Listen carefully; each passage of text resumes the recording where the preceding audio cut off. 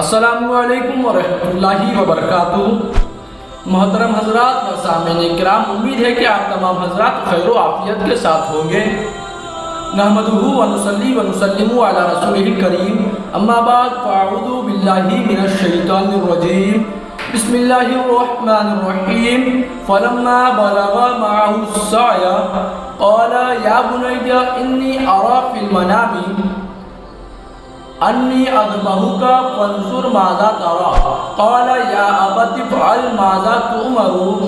ستجدنی ان شاء اللہ من الصابرین۔ صدق اللہ العظیم و صدق رسولہ النبی الامین المتین المبین الکریم، ونحن علی ذلک لمن الشاہدین والشاکرین والحمد للہ رب العالمین۔ محترم حضرات، آپ تمام حضرات کو بخوبی معلوم ہونا چاہیے کہ چند ہی لمحوں میں، چند ہی ایام میں عید الاضحیٰ کے بابرکات ایام، متبرک دن ہمارے پاس تشریف لانے والے ہیں۔ تو محترم حضرات، آئیے چند گفتگو کرنے سے پہلے اللہ رب العزت نے قرآن مجید و فرقان حمید میں جس آیت کو ارشاد فرمایا، تو آئیے ہم اس کا پہلے ترجمہ سمجھتے ہیں۔ مولا تبارک و تعالیٰ قرآن مجید و فرقان حمید میں ارشاد فرماتا ہے، فلما بلغ معه السعی، اور جب حضرت اسماعیل علیہ السلام چلنے کے قابل ہو گئے، قال، تو حضرت ابراہیم علیہ السلام نے فرمایا، یا بنی، اے میرے بیٹے، انی اری فی المنام، میں نے خواب میں دیکھا، انی اذبحک، کہ میں تمہیں ذبح کر رہا ہوں، فانظر ماذا تری، تو تمہاری کیا رائے ہے؟ قال، تو حضرت اسماعیل علیہ السلام نے فرمایا۔ محترم حضرات، حضرت اسماعیل علیہ السلام کے اس جواب پر بغور سماعت فرمائے کہ کیا ہی پیارا جواب دیا ہے۔ حضرت اسماعیل علیہ السلام فرماتے ہیں، قال، حضرت اسماعیل علیہ السلام نے فرمایا، یا ابت افعل ماذا تؤمر، اے والد محترم، آپ کو جس بات کا حکم دیا گیا اس بات کو، اس حکم کو مکمل کرو۔ ستجدنی ان شاء اللہ من الصابرین، ان قریب اگر اللہ رب العزت نے چاہا تو مجھے تم صابروں میں سے پاؤ گے۔ محترم حضرات، آپ نے اللہ رب العزت کے قول اور اس کے ترجمے کو سماعت فرما لیا۔ اب آئیے کچھ گفتگو کریں کہ محترم حضرات، عید الاضحیٰ امت مسلمہ پر اس لیے فرض کی گئی کہ اللہ رب العزت نے حضرت اسماعیل و ابراہیم علیہ السلام کہ اس بہترین پیشے کو، اس بہترین عمل کو کہ حضرت ابراہیم علیہ السلام نے اپنے جان مال، اپنی جان و اولاد کو اللہ رب العزت کی بارگاہ میں بے جھجک پیش کر دیا۔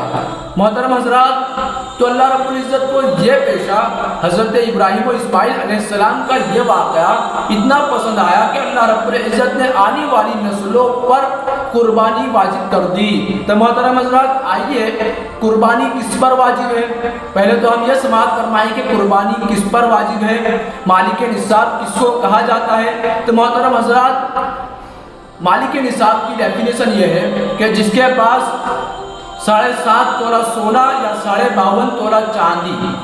7.5 تولہ سونا یا 52.5 تولہ چاندی، یا ان دونوں میں سے کسی ایک کی رقم اس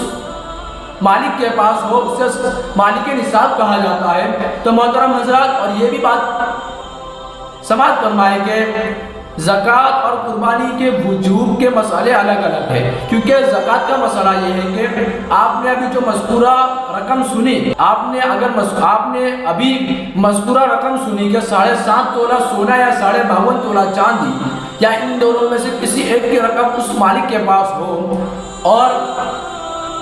وہ مالک پر زکوٰۃ فرض کب ہوگی؟ تو سماعت فرمائے کہ اس مال پر، مالک کے پاس وہ مال ہے، اس مال پر 1 سال گزر جائے، اس کے بعد اس پر زکوٰۃ فرض ہے، برخلاف قربانی کے مسائل کے، کیونکہ قربانی کے مسائل میں یہ ہے کہ اگر آپ کے پاس اتنی رقم آ گئی، جو کہ آپ نے سنا کہ 7.5 تولہ سونا یا 52.5 تولہ چاندی، یا تو ان دونوں میں سے کسی ایک کی رقم آپ کے پاس آ گئی عید الاضحیٰ کے دنوں میں، یعنی 9ویں ذی الحجہ کو یا تو 10ویں یا 11ویں ذی الحجہ کو آپ کے پاس اس کی رقم آئی، تو 12ویں ذی الحجہ کو آپ پر قربانی واجب ہوگی۔ محترم حضرات، یہ دونوں مسئلے الگ الگ ہیں، مختلف ہیں۔ اور محترم حضرات، قربانی کے متعلق ایک اور مسئلہ سماعت فرما لیں کہ آج کی قوم کہتی ہے کہ جانور میں اگر کسی قسم کی خرابی آ گئی ہو، تھوڑا سا زخم لگ گیا ہو یا کوئی حصہ کٹ گیا ہو تو اس جانور کی قربانی نہیں کر سکتے۔ محترم حضرات، ایسا نہیں ہے، لیکن مسئلہ یہ ہے، سماعت فرمائے کہ اگر کسی جانور کو زخم ہوا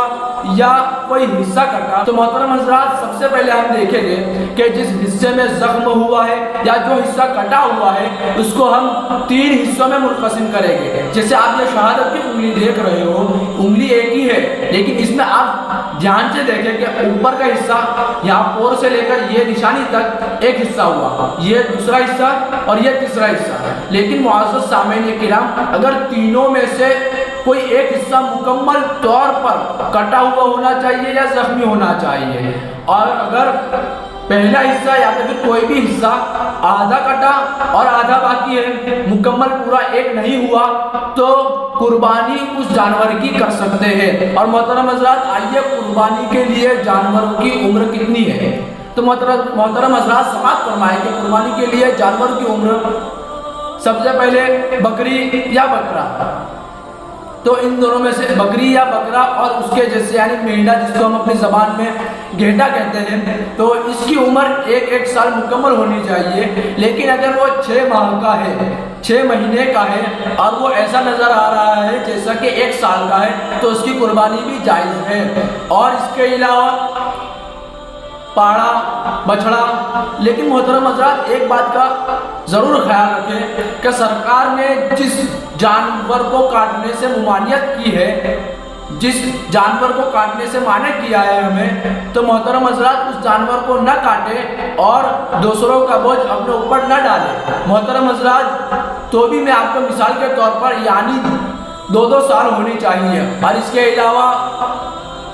اونٹ کی عمر 5 سال ہونی چاہیے۔ اور محترم حضرات، بکری، بکرا، مینڈا وغیرہ کے اندر ایک ہی حصہ ہو سکتا ہے، برخلاف اس کے کہ پاڑا، بھینس اور اونٹ کے اندر 7 حصے کیے جا سکتے ہیں۔